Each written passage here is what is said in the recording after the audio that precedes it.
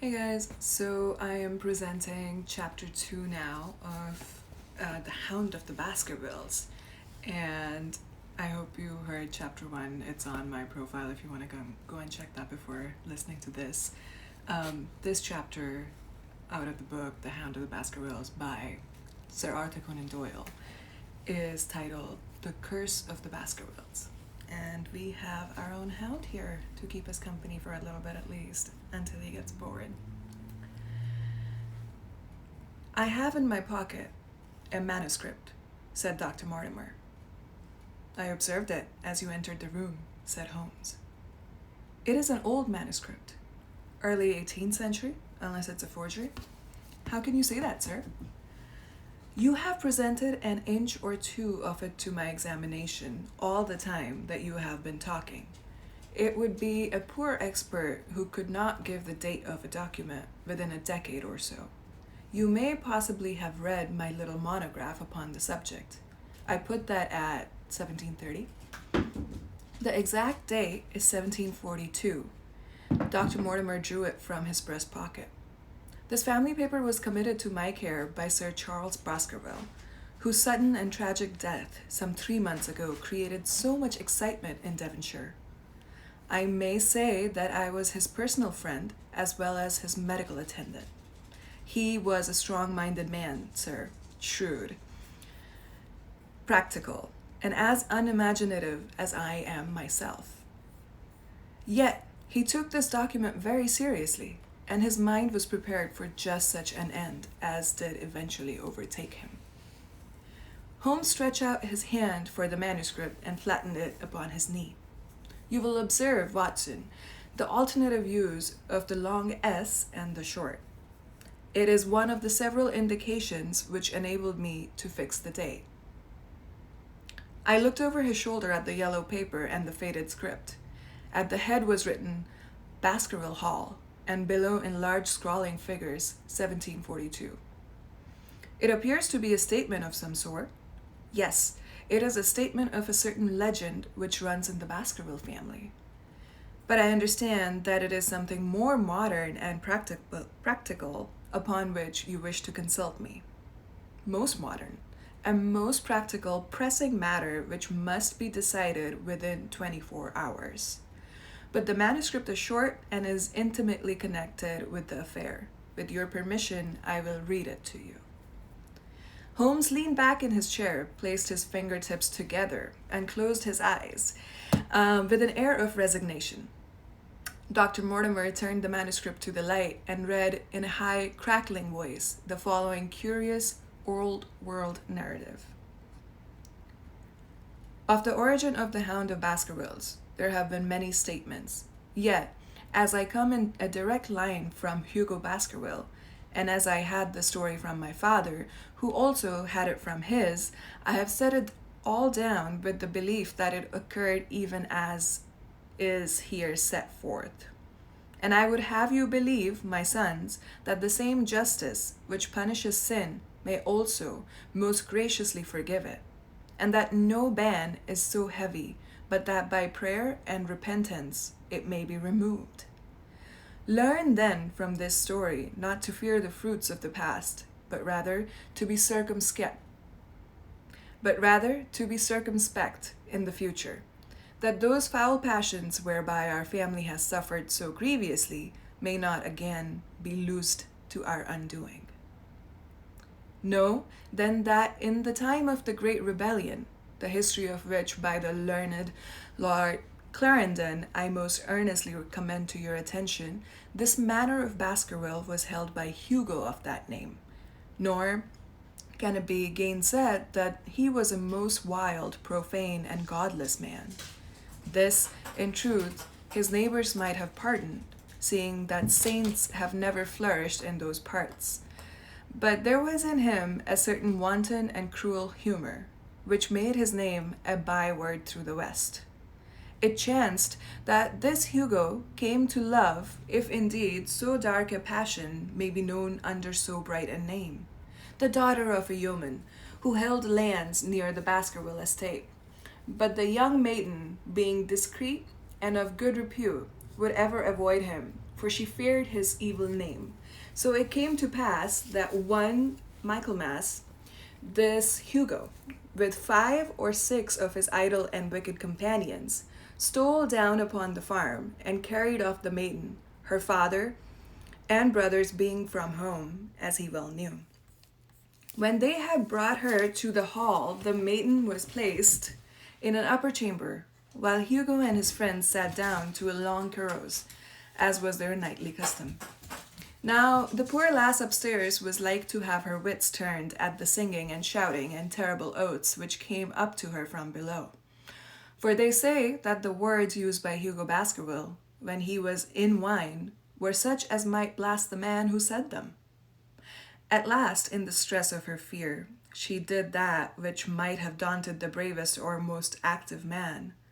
For by the aid of the growth of the ivy which covered and still covers the south wall, she came down from under the eaves, and so homeward across the moor, there being 3 leagues betwixt the hall and her father's farm. It chanced that some little time later, Hugo left his guests to carry food and drink, with other worse things perchance, to his captive, and so found the cage empty, and the bird escaped. Then, as it would seem, he became as one that hath a devil, for rushing down the stairs into the dining hall, he sprang upon the great table, flagons and trenchers flying before him, and he cried aloud before all the company that he would that very night render his body and soul to the powers of evil, if he might but overtake the wench. And while the revellers stood aghast at the fury of the man, one more wicked, or it may be more drunken than the rest, cried out that they should put the hounds upon her. Whereat Hugo ran from the house, crying to his grooms that they should saddle his mare and unkennel the pack, and giving the hounds a kerchief of the maid's, he swung them to the line, and so off, full cry in the moonlight, over the moor. Now, for some space the revellers stood agape, unable to understand all that had been done in such haste. But anon their bemused wits awoke to the nature of the deed which was like to be done upon the moorlands. Everything was now in an uproar, some calling for their pistols, some for their horses, and some for another flask of wine. But at length some sense came back to their crazed minds, and the whole of them, 13 in number, took horse and started in pursuit.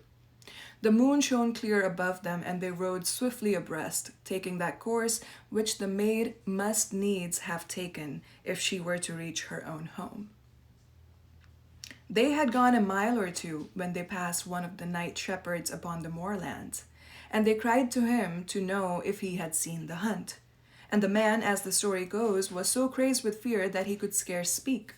But at last he said that he had indeed seen such the unhappy maiden, with the hounds upon her track.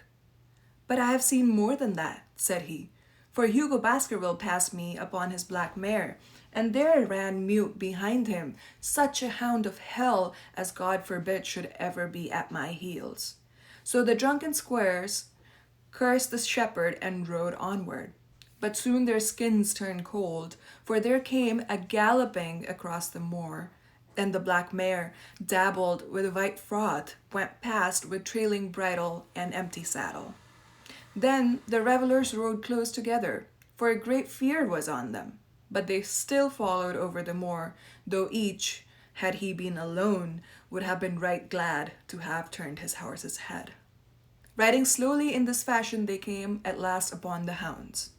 These, though known for their valor and their breed, were whimpering in a cluster at the head of a deep dip, as we call it upon the moor. Some slinking away, and some, with starting hackles and staring eyes, gazing down the narrow valley before them. The company had come to a halt, more sober men, as you guess, than when they were started. The most of them would be by no means advanced, but 3 of them, the boldest, or it may be the most drunken, rode forward down the goyle. Now it opened into a broad space in which stood 2 of these great stones, still to be seen there, which were set by certain forgotten peoples in the days of the old. The moon was shining bright upon the clearing, and there in the center lay the unhappy maid where she had fallen, dead of fear and of fatigue. But it was not the sight of her body, nor yet was it that of the body of Hugo Baskerville lying near her, which raised the hair upon the heads of these three daredevil roysters. But it was that, standing over Hugo and plucking at his throat, there stood a foul thing, a great black beast, shaped like a hound, yet larger than any hound that ever mortal eye has rested upon.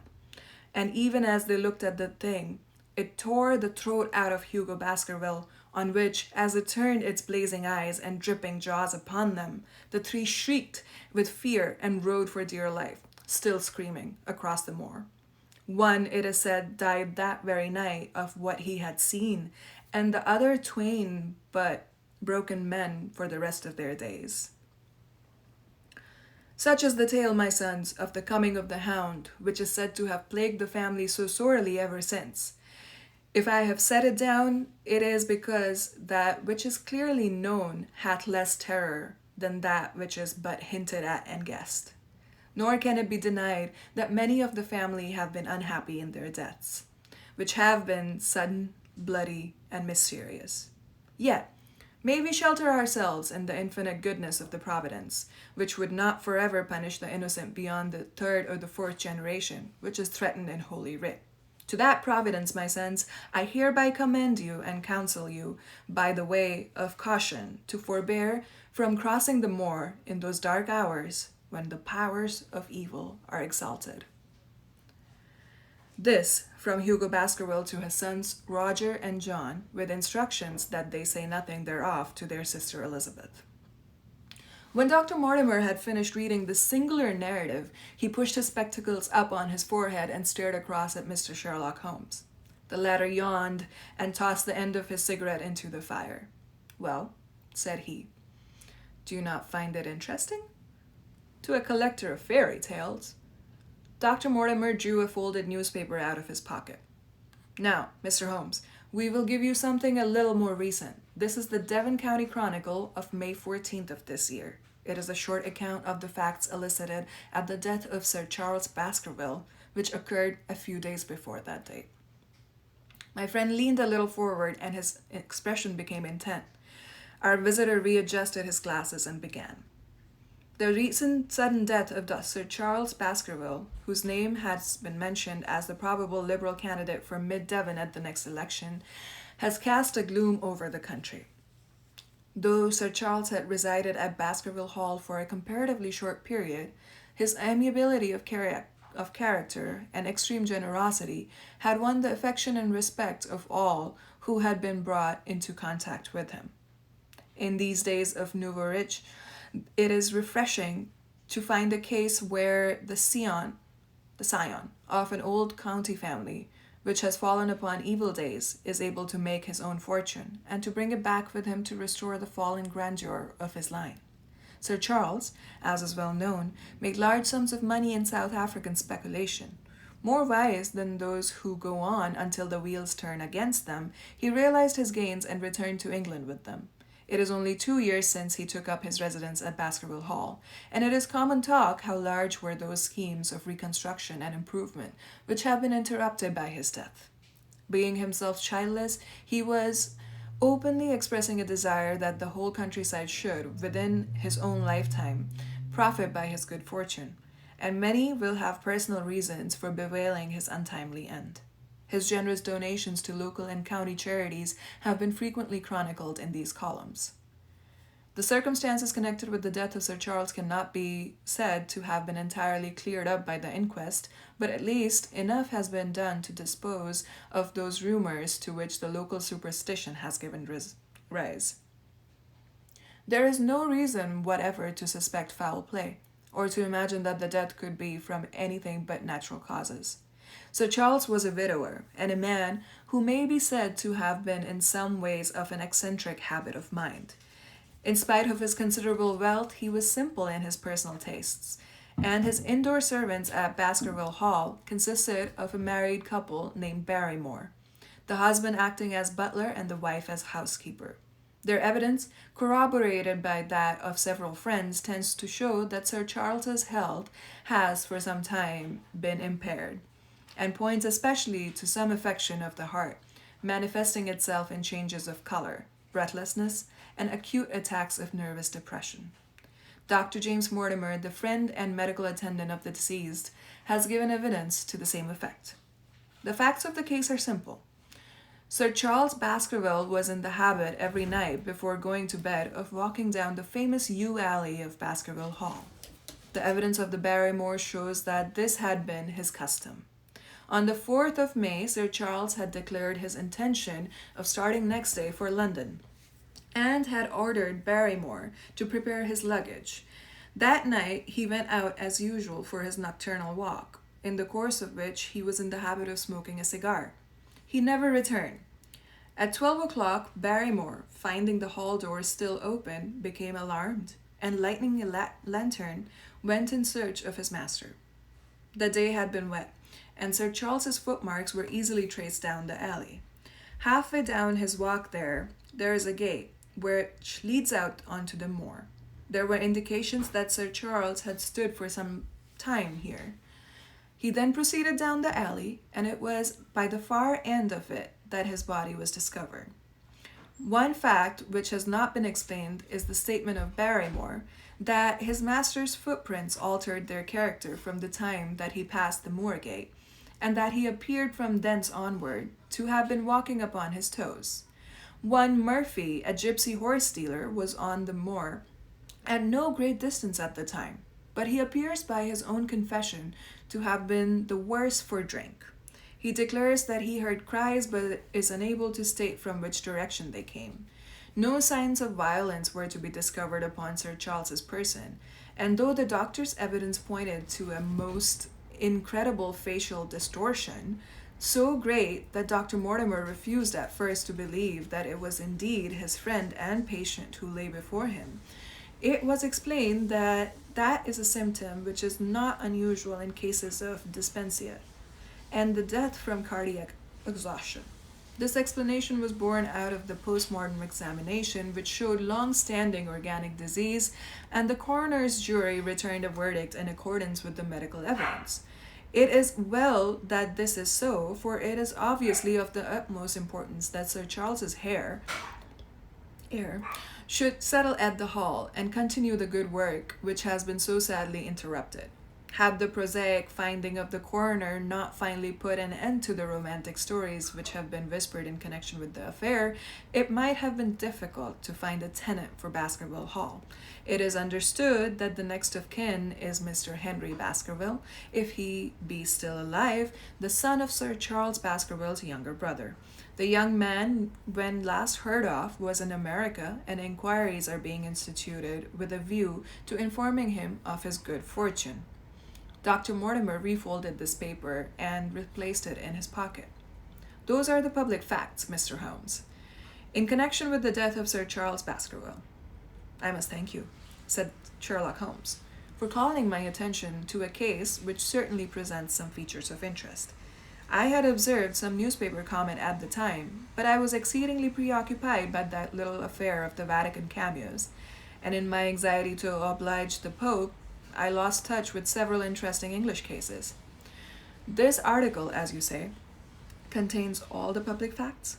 It does. Then let me have the private ones. He leaned back, put his fingertips together, and assumed his most impassive and judicial expression. In doing so, said Dr. Mortimer, who had begun to show signs of some strong emotion, I am telling that which I have not confided to anyone.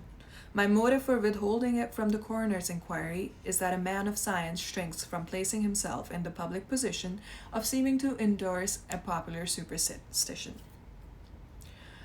I had further motive that Baskerville Hall, as the paper says, would certainly remain untenanted if anything were done to increase its already rather grim reputation. For both these reasons, I thought that I was justified in telling rather less than I knew, since no practical good could result from it. But with you, there is no reason why I should not be perfectly frank. The moor is very sparsely inhabited, and those who live near each other are thrown very much together. For this reason, I saw a good deal of Sir Charles Baskerville.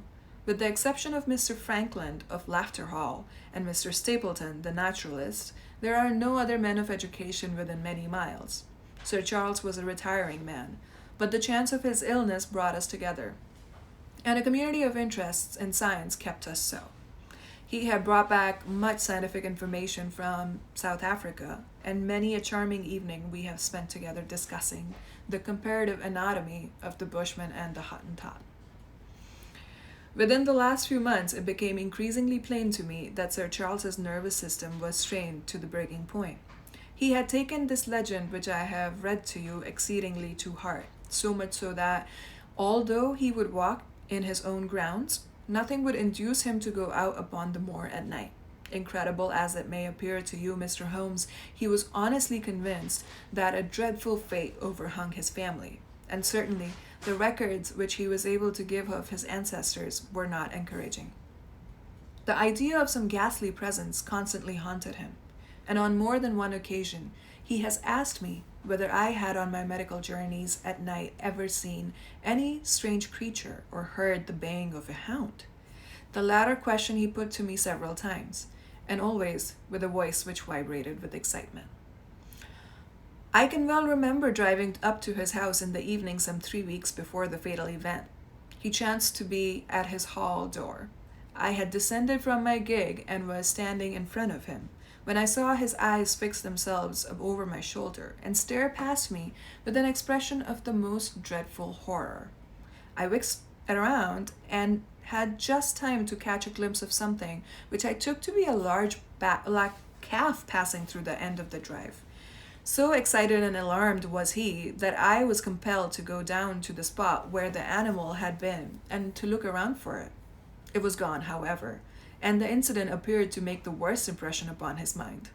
I stayed with him all the evening, and it was on that occasion, to explain the emotion which he had shown, that he had confided to my keeping the narrative which I read to you when I first came.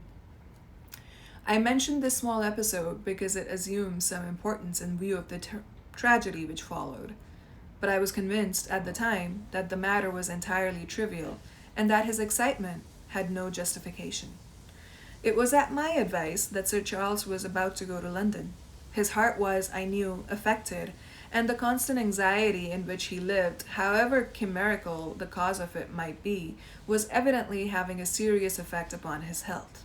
I thought that a few months among the distractions of town would send him back a new man. Mr. Stapleton, a mutual friend who was as much concerned at the state of his health, was of the same opinion. At the last instant came this terrible catastrophe. On the night of Sir Charles's death, Barrymore the butler, who made the discovery, sent Perkins the groom on horseback to me, and as I was sitting up late, I was able to reach Baskerville Hall within an hour of the event. I checked and corroborated all the facts which were mentioned at the inquest.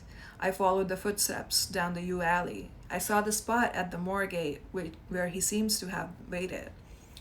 I remarked the change in the shape of the prints after that point. I noted that there were no other footsteps save those of Barrymore on the soft gravel. And finally, I carefully examined the body, which had not been touched until my arrival. Sir Charles lay on his face, his arms out, his fingers dug into the ground, and his features convulsed with some strong emotion, to such an extent that I could hardly have sworn to his identity.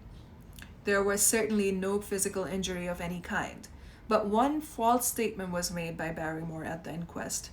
He said that there were no traces upon the ground round the body. He did not observe any, but I did, some little distance off, but fresh and clear. Footprints? Footprints. A man's or a woman's?